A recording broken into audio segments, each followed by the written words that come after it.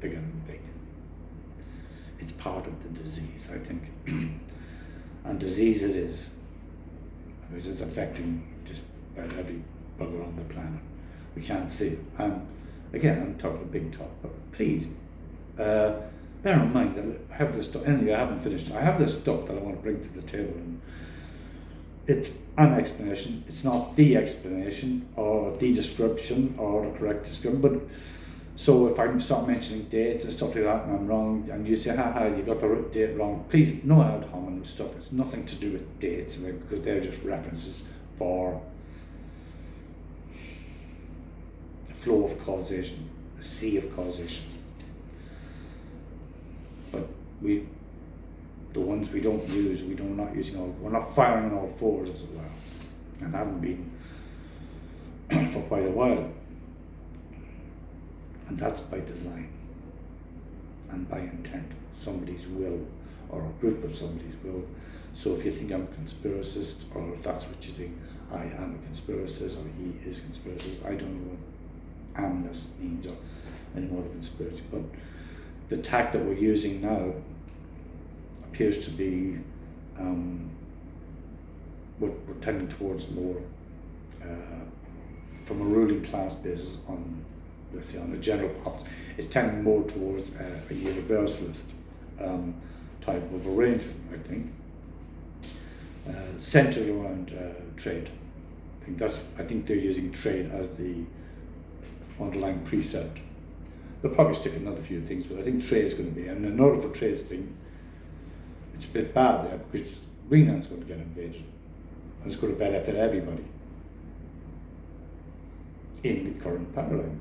In my paradigm, which I described later on, the idea of searching for rare earth metals and things like that, and even some of the things that we carry on today, wars and stuff like that, that might fall to the side, perhaps.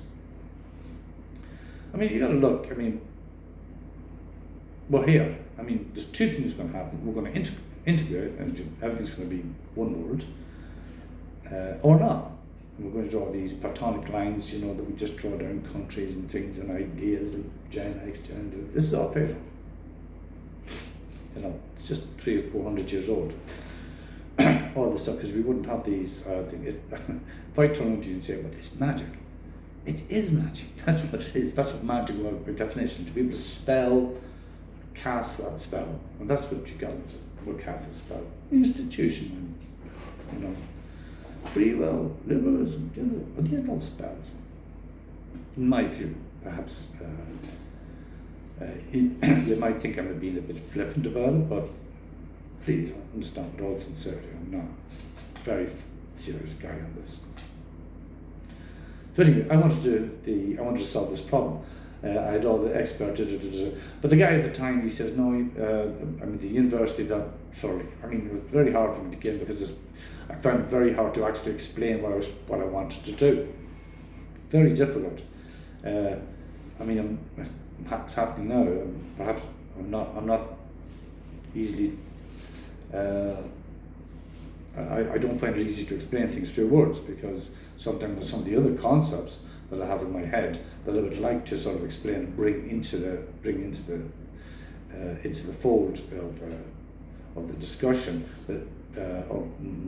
not discussion but my explanation. But they're not easy.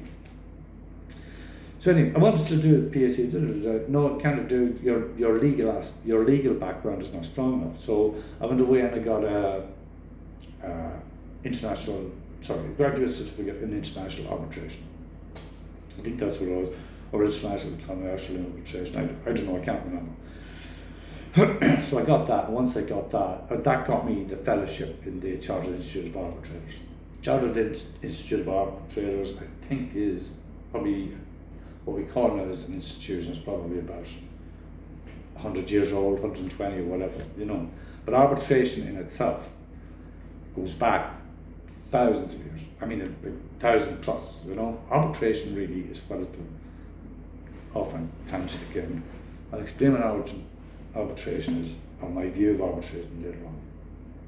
So we're doing the PhD, and the PhD was related to causation. largely, because it was, the current cause, and it's in the context or within the little paradigm of contract. Yeah, but I didn't know what a contract was, and I didn't know what causation was. I didn't know what caused it. So I, what is, and the guys are saying, like, I was nearly finished the fucking PhD. I mean, I was nearly finished it. It was so close. I went back and started again. A few times, quite a few times, because every time I found something new, I wanted to go back and revise it all. And I was causing no end of problems for the university staff.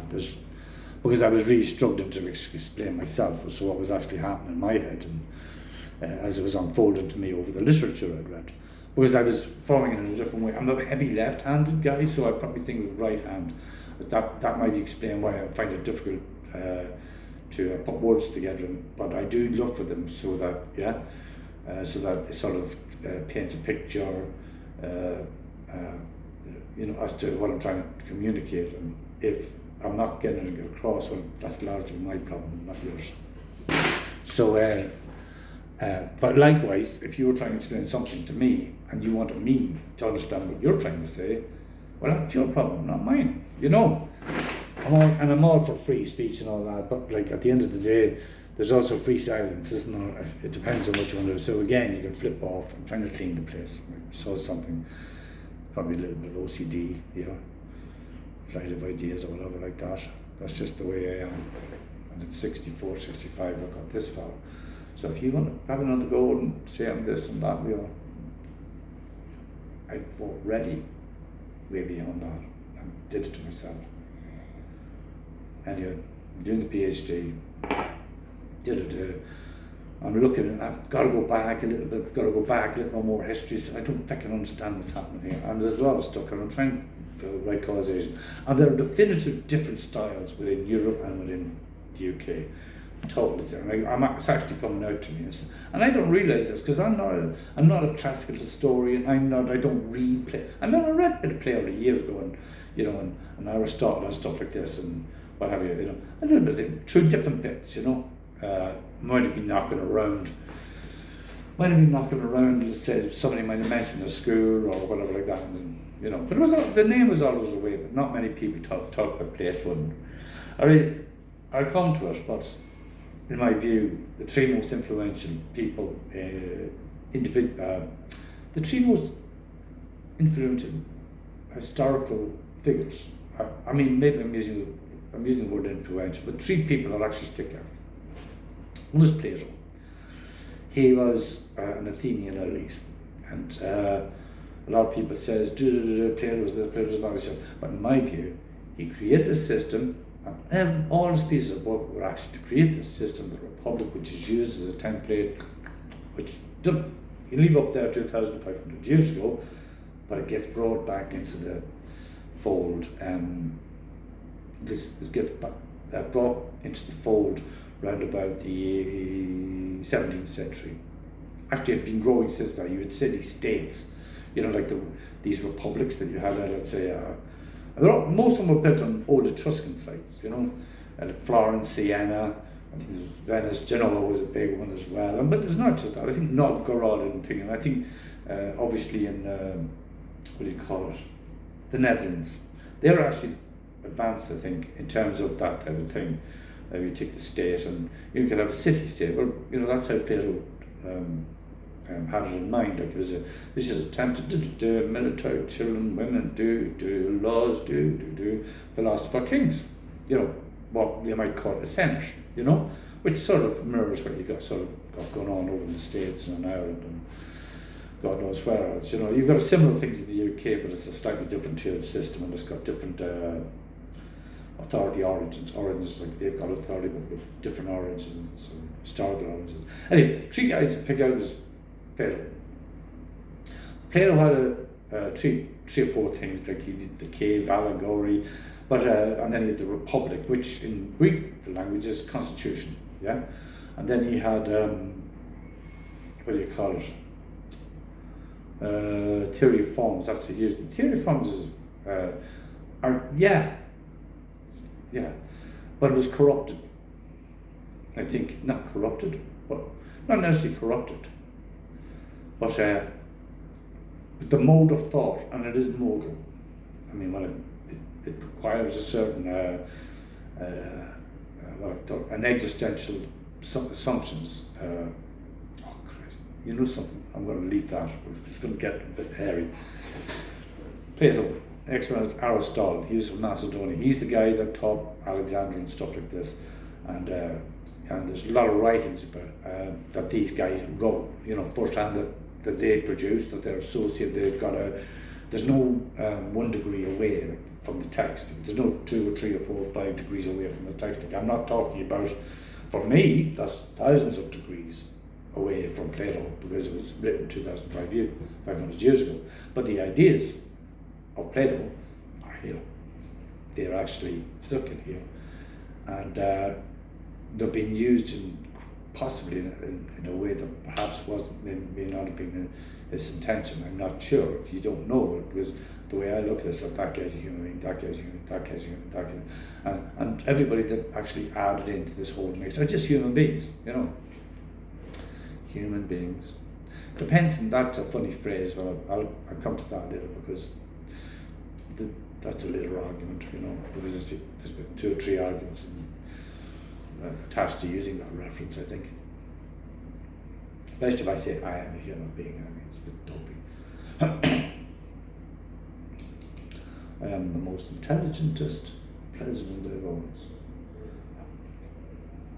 This is what I call tautological statements, What you call begging the question. In other words, the conclusion is already affirmed. I mean, how would I explain this? I can say it, right. All rabbits are elephants.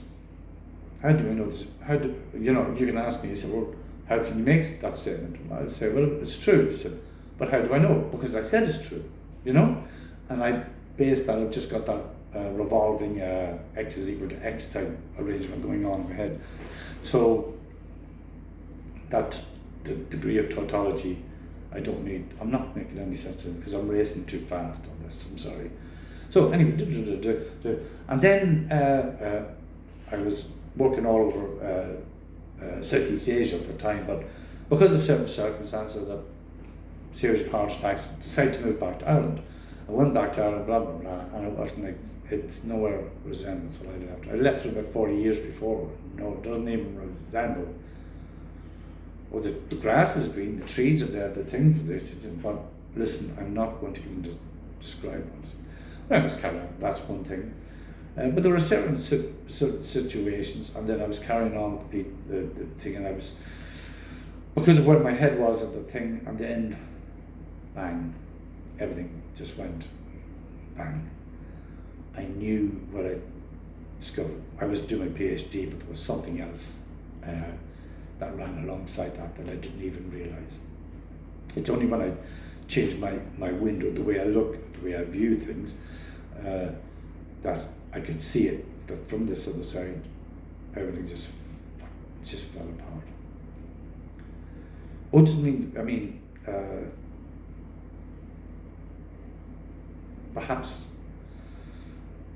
there's another explanation for that, but I'm speaking to you right now in particular in sort of a mode of communication. If I was thinking along different lines or within a different subject, I would describe exactly what happened to me within different, perhaps using different language, or perhaps using a different terminology, and I'd arrange it in a different way. It would mean something else, but sort of the same thing. But anyway, listen. So where am I? So the last guy was Plato, the Athenian elite, and he was the elite. So the system, the republic, is actually created. If you say it's created for elite, it's created for elite. There's no question. You might talk about democracy, whether there's democracy. No, the republic was actually created because Plato, Socrates, and all those things, and his teacher, they didn't like democracy. Democracy means democracy. People rule or people power. Yeah? And it sounds great on paper, brilliant. But that means that the population, every time there's a decision within a given community, like in the community I'm talking about now is, let's say, America, say, yeah? I'm calling it one community, total misnomer, but carrying on. But that means that everybody, at any point in time, you've got to make a decision which everybody's going to sort of contribute to that decision. And there's be some basis, whether it's the golden ratio, or whether it's the majority rule, or whether it's might is right, or, you can go around bribing nearly every single person in America and say, please don't vote, they'll go yes, and then you get your result. But the vote for Trump is viewed as a populist vote. But America wanted something else, I think. But those type of arguments about what America is and what does it mean to be American. When I think of America Vespucci. That was one of the guys that was involved at the Renaissance a couple of hundred years ago. About 300 years or something, 400. Anyways, so a lot of the problems I'm going to describe actually occurred before America was even. It was nothing. There was nobody there. There might have been a few people that sailed over on the, like they went to discovering that area. But like there's a narrative there about Columbus, Puritans, the Mayflower, each do, a narrative there that some people like to latch on to. And that's fair enough. That's what you want to do. That's what you want to do. So the third person is the elephant in the room, in my view. And that is Jesus of Nazareth. Now, my understanding, in comparative terms, there's not a lot of contemporaneous record, because I'm looking at this as a forensic guy, but not a forensic planning or whatever. But I'm looking at this from the forensic standpoint. There's no, apart from Flavius Josephus, and I think Tiberius is another guy, and there's another guy. They are the guys that, outside of the Bible or outside of the New Testament, these are the guys that said this guy existed and he was given a pretty hard time. I'm not going to say this. But I'm putting the New Testament just aside for a minute, because that didn't, it flows out later on, and, there's a lot of contention as to what books are included and what are not, what are excluded. I'm not going to go into that, because that's not what I'm going to be, that's not what the explanation. It does factor in, but it's not going to be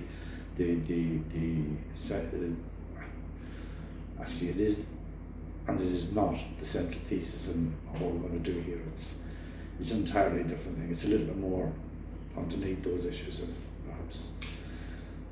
And perhaps, I'm sitting here, look, I'm sitting here, and this is all the big talk, and there are historians and there are people who understand Latin and how language is formed, and archaeologists and there's huge bodies of knowledge about this. So I feel a little bit, I'm like, can I say this stuff, And please, I would ask you to give me a bit of leniency, given the maybe deficits or problematics or whatever, but please afford me the opportunity. But this is this is intergenerational. There's no question. I mean, there is direction intergenerationally.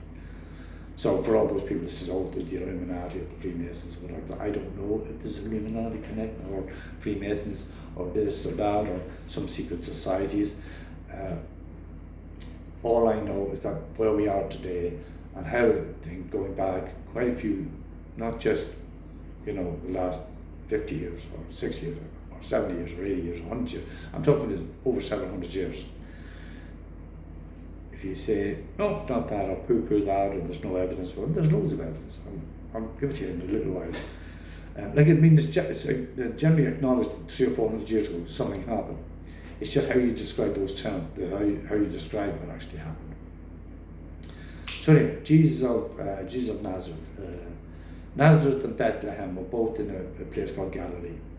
Galilee was, at the time, from my understanding, from some of the stuff I read, perhaps incorrectly, I'm only bringing it in, was that Galilee was a vassal state. Judea was beside it, but Judea, I think, was direct rule, A bit like, I don't know, England, so I'm not going to bring any comparisons in there, like, it's a vassal state, the ins and outs as to what it was and what it wasn't is entirely different. But there are two entities here, two politically different differing entities here. One directly ruled, one vassal state. But anyway, that's all I know about that really. So for Jesus of Nazareth, whatever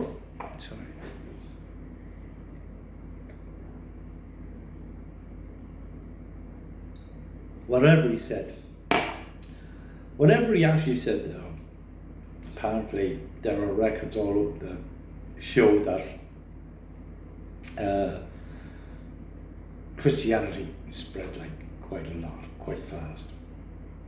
It came under particular attention in Rome because you had Nero, Caligula, and I think Caligula, Tiberius was I think he was, that Emperor Tiberius, I think he was particularly, particularly cruel to them, but Nero obviously, and they went through this, there's a whole thing about Christian persecution, but like Christianity had gone right down. So when we talk about, let's say, in my own country, like St. Patrick brought Christianity down, that's a real horseman, in my view, because you'd have to, I don't know which version of St. Patrick's apology I read, but whatever it is, but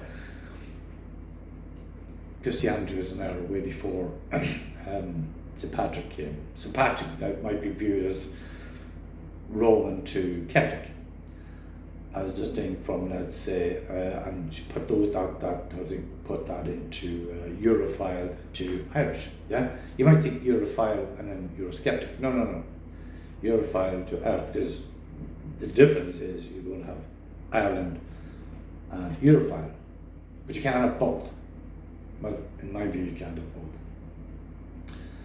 Depends on what you mean by Ireland, anyway. So leave it up to the Irish to decide what they think their country is now and what it's going to be. You may not like my version at all, but I think it might be a bit upsetting. But you can't change it. So I'm going to complain a lot. There's no question. But I do have an idea. To get out of this. I think it's fixable. Again, from my point of view, I think from the get-go, if there was a mind to do it, or a political will to do it, I think getting it up and going would take about 100 years or something like that. Just to get it up, that's even just to get everybody on board. Because you're in a globe now. It's not just a country. People can fire a missile and they're at the other side of the fucking planet, So, but we can't walk in here with medieval or 400 or 300-year-old ideas in order to carry forward. Now you know that you've got a globe. That's not going to happen. Either that or you're going to crash. It's not sustainable at the moment, is it? There's issues with population that they speak about. There's population, and there's food, and there's a lot of things. But yes, and I've got opinions like that, and I'm probably stepping outside what I was going to speak to you about. So you got Plato, Aristotle, and Jesus, and I'm going to explain how this pans out over the last 2,500 years. It's not going to explain that. My explanation is not going to explain exactly what's happening now. Let's say, one sovereign state has just invaded another sovereign state. I'm not going to explain it in those terms. That would be akin to saying, let's say, taking astrology, say, and saying, oh yeah, this bit, your horoscope that appears in the local tabloid, that's astrology. That's the ridiculous aspect of it, what they say in the newspaper, it's not that.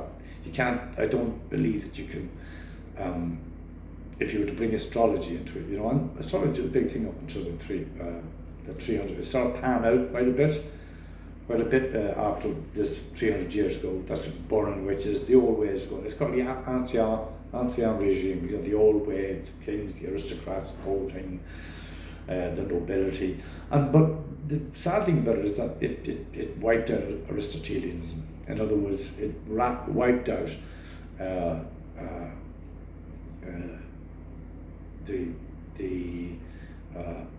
view of the world which